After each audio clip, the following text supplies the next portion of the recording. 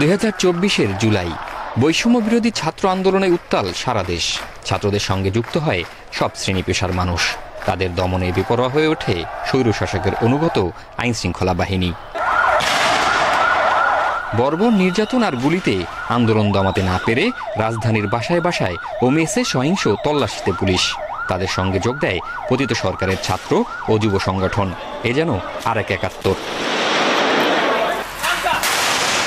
পাক বাহিনী ও তাদের দোসরদের মতো আওয়ামী সন্ত্রাসী ও তাদের অনুগত আইন শৃঙ্খলা রক্ষাকারী বাহিনী যাত্রাবাড়ি, মোহাম্মদপুর, রামপুরা সহ রাজধানীর বিভিন্ন এলাকার বাড়ি ও সড়কবাতি বন্ধ করে। ঘরে ঢুকে চেক করে শিক্ষার্থী সহ বাসিন্দাদের মোবাইল ফোন। আন্দোলনের সঙ্গে ন্যূনতম সংশ্লিষ্টতা পেলে তুলে নিয়ে চলে নির্যাতন। পুলিশ সাথে করে নিয়ে আসে।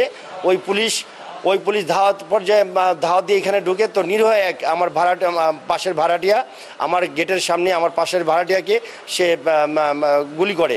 দিনের বেলা দেখছে, রাত্রের বেলা যা ধরছে, কারণ রাত্রের বেলা তো জিনিসটা বুঝতে পারছে কোন ছাদে দেখছে। পুলিশের ব্লক রেড ও সংঘাত সহিংসতায় 26 জুলাই পর্যন্ত অন্তত 555টি মামলা করে পুলিশ। গ্রেপ্তার ছাড়ায় 6000। বাসায় ঢুকে গুলি ও হত্যার অভিযোগ আসে পুলিশের বিরুদ্ধে। ওদের তো নিয়ম নাই বাড়ির মধ্যে ঢুকে গুলি করার। তা মামা তো বাহিরেও যায় নাই, এখানে দাঁড়ানো ছিল। আমি ভাবছি ও গুলি করবে না, কিন্তু হঠাৎ আমি কি দেখলাম আমি নিজেও বুঝতে পারিনি। ও ফায়ার করে দিছে। আর হাসিনে আমার পুত্রই খাইলো,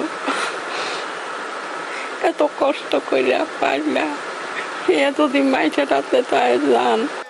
গণস্বাস্থ্য নগর হাসপাতাল থেকে 26 জুলাই চিকিৎসারত বৈষম্য বিরোধী ছাত্র আন্দোলনের সমন্বয়কদের তুলে নেয় ডিবি পুলিশ। তাদের অন্যতম সাবেক সমন্বয়ক আবু বাকের মজুমদার ডিবি কার্যালয়ে সেদিনের নিপীড়নের বর্ণনা করে বলেন, ডিবিতে নেওয়ার পরে প্রথম দিনই আমাদের সামনে খুব বাজেভাবে পিস্তল রাখে এবং আমাদেরকে ভয় দেখায় 3 জনকে, এবং বলা হয় যে আমরা যাতে শেখ হাসিনাকে ধন্যবাদ দিয়ে আমরা বিবৃতি দিই। হারুন খুব বাজেভাবে কথা বলে আমাদের সাথে এবং আমাদেরকে মামলা হামলার এসব ভয় দেখায়, এবং দ্বিতীয় দিন আমাকে ডিবি হেফাজতে ঝুলিয়ে মারধর করে হারুনের নির্দেশে। ক্ষমতা টেকাতে বেপরোয়া গুলি আর নির্যাতনে ব্যর্থ আওয়ামী লীগ সরকার ও তাদের সহযোগীদের হঠাতে এক দফা ঘোষণা আসে 3 আগস্ট। 5 আগস্ট ছাত্র জনতার অভ্যুত্থানে ভারতে পালিয়ে জীবন রক্ষা করেন পতিত শাসক শেখ হাসিনা।